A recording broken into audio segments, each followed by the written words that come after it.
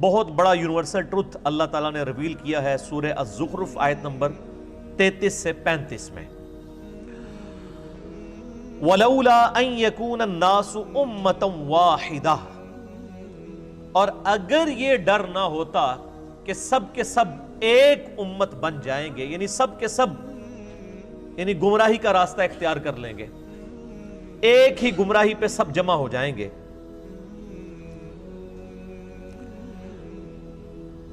لَجَعَلْنَا لِمَنْ يَكْفُرُ بِالرَّحْمَنِ لِبُيُوتِهِمْ سُقُفًا، تو اللہ تعالیٰ فرماتا ہے کہ ہم رحمان کے جو منکر ہیں، کافر ہیں، ان کے لیے مکان ایسے بناتے کہ ان کی چھتیں ہوتی من فضہ، چاندی کی، وَمَعَارِجَ عَلَيْهَا يَظْهَرُونَ، اور ان کے گھروں کی سیڑھیاں بھی ہم چاندی کی بنا دیتے جو لوگ اللہ کو نہیں مانتے، یعنی جو کافر ہیں، اللہ تعالیٰ فرما رہا ہے کہ ہم ان کے گھر بھی چاندی کے بنا دیتے،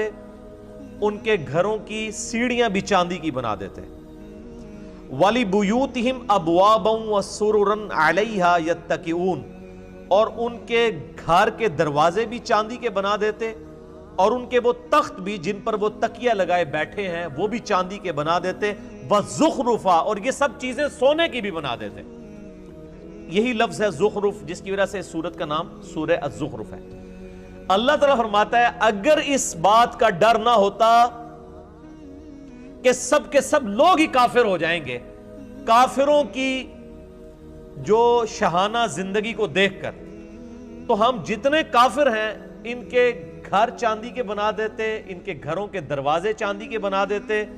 ان کے گھروں کی سیڑھیاں چاندی کی بنا دیتے، ان کے تخت چاندی کے اور سونے سے یہ ساری چیزیں بنا دیتے، کافروں کو ہم سونا چاندی سے مالا مال کر دیتے، اگر ہمیں یہ ڈر نہ ہوتا کہ کافروں کی یہ شان دیکھ کے ساری کافر ہو جائیں گے۔ اندازہ کریں، وَإِن كُلُّ ذَلِكَ لَمَّا مَتَاعُ الْحَيَاةِ الدُّنْيَا، اور یہ سب کی سب رونق والی چیزیں، سونا اور چاندی، دنیا کی زندگی کا سامان ہے، وَالْآخِرَةُ عِنْدَ رَبِّكَ لِلْمُتَّقِينَ، اور آخرت تو تمہارے رب کے ہاں پرہیزگاروں کے لیے ہے، خدا سے ڈرنے والوں کے لیے، خدا کی شناخت رکھنے والوں کے لیے۔ یہ بڑی اہم ترین آیات ہے۔ اللہ تعالیٰ فرماتا ہے کہ اگر ہمیں اس بات کا ڈر نہ ہوتا کہ کافروں کے سونا چاندی سے بنے ہوئے مکانات، سیڑھیاں، دروازے اور یہ تخت، یہ چیزیں دیکھ کے سب لوگ کافروں سے متاثر ہو کر کافر نہ ہو جاتے، تو ہم کافروں کو یہ سب کچھ عطا کرتے، یعنی اتنی بڑے لیول کی آزمائش ڈال دیتے کہ اہل ایمان پہ یہ آزمائش ڈالتے کہ اب بتاؤ اللہ کی طرف آنا ہے کہ شیطان کی طرف۔ تو ڈر یہ تھا کہ کافروں کی یہ شان دیکھ کے سب شیطان کا راستہ اختیار کر لیتے کہ اے جہاں مٹھا اگلا کس نے ڈٹھا، یعنی یہ دنیا کی لذتوں سے فائدہ اٹھاؤ، آخرت کس نے دیکھی ہے۔ تو اس چیز کا ڈر تھا، اس کے بغیر ہی لوگ رحمان سے غافل ہو چکے ہیں۔ آج کسی کے پاس دولت ہے تو لوگ کہتے ہیں دیکھیں جی اللہ کا بڑا فضل ہے اس کے اوپر، کوئی دنیاوی منصب ہے، اس کو وہ اللہ کا فضل سمجھ رہے ہوتے ہیں، حالانکہ یہ ضروری نہیں، فضل ہو بھی سکتا ہے اگر حضرت ابوبکر، عمر، عثمان و علی والی خلافت ہو، اور یہ اللہ تعالیٰ کی طرف سے آزمائش ہو سکتی ہے اگر جو ہے وہ آل امیہ اور آل عباس جیسی خلافت ہو، سو کالڈ، یا ملوکیت۔ تو ان آیات کی روشنی میں میرے بھائیوں یہ بات کھل کے سامنے آ گئی کہ اللہ تعالیٰ نے دنیا میں جس کو بھی کوئی مال و متاع دیا ہے تو وہ دنیا کی زندگی کے برتنے کا سامان ہے، اس کی بنیاد پہ اس کی آخرت کا فیصلہ نہیں ہونے والا۔ صحیح بخاری میں حدیث ہے، نبی صلی اللہ علیہ وآلہ وسلم نے فرمایا دو چیزیں ایسی ہیں جس کے بارے میں اکثریت انسانوں کی اکثریت غافل ہے، ایک صحت اور دوسری فرصت، یعنی اس کو انڈر ایسٹیمیٹ لوگ کرتے ہیں۔ صحت تو کسی وقت بھی جا سکتی ہے، تو جب تک صحت ہے اللہ تعالیٰ کو رسپانس کر لیا جائے، اور فرصت یعنی ٹائم کی اویلیبلٹی، اس کو بھی لوگ یعنی ضائع کرتے ہیں۔ پھر صحیح مسلم میں حدیث ہے، آپ صلی اللہ علیہ وآلہ وسلم نے فرمایا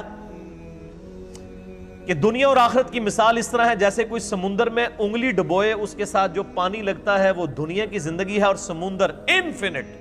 انلمیٹڈ آخرت کی زندگی ہے۔ یہ حدیث بھی آپ کو اس چیپٹر میں مل جائے گی۔ ایک اور حدیث ہے صحیح مسلم کی کہ آپ صلی اللہ علیہ وآلہ وسلم ایک دفعہ صحابہ اکرام علیہم رضوان کو لے کر مدینہ شریف سے باہر نکلے، ایک گندگی کے ڈھیر کے پاس کھڑے ہوئے جہاں پہ ایک گلی سڑی بکری تھی، بکری کا بچہ مرا پڑا ہوا تھا۔ آپ صلی اللہ علیہ وآلہ وسلم نے فرمایا تم میں سے کوئی شخص 1 درہم کے بدلے سے خرید لے گا؟ صحابہ نے کہا یا رسول اللہ کبھی نہیں ہم خریدیں گے۔ تو آپ نے فرمایا اللہ تعالیٰ کے نزدیک پوری دنیا اور جو کچھ اس کے اندر ہے اس کی اہمیت اس گلی سڑی بکری جتنی بھی نہیں ہے،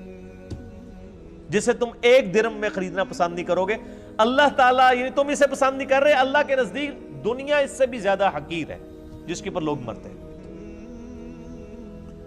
پھر آپ صلی اللہ علیہ وآلہ وسلم نے فرمایا، صحیح مسلم میں یہ حدیث ہے کہ انسان کہتا ہے میرا مال میرا مال میرا مال، پھر آپ نے وہ سورہ تکاثر پڑھی، الہاکم التکاثر حتی زرتم المقابر، تمہیں مال کی کثرت کی طلب نے خسارے میں ڈال دیا یہاں تک کہ تم نے قبروں کا منہ دیکھ لیا۔ ان قریب تم جان جاؤ گے، ان قریب تم جان جاؤ گے، یعنی جب قیامت آئے گی کہ مرتے ہی قیامت قائم ہو جائے گی، اور پھر قیامت والے دن تم سے اللہ تعالیٰ نے جو نعمتیں دی ہیں ثم لتسألن یومئذ عن النعیم، ان نعمتوں کے بارے میں پرسش ہوگی۔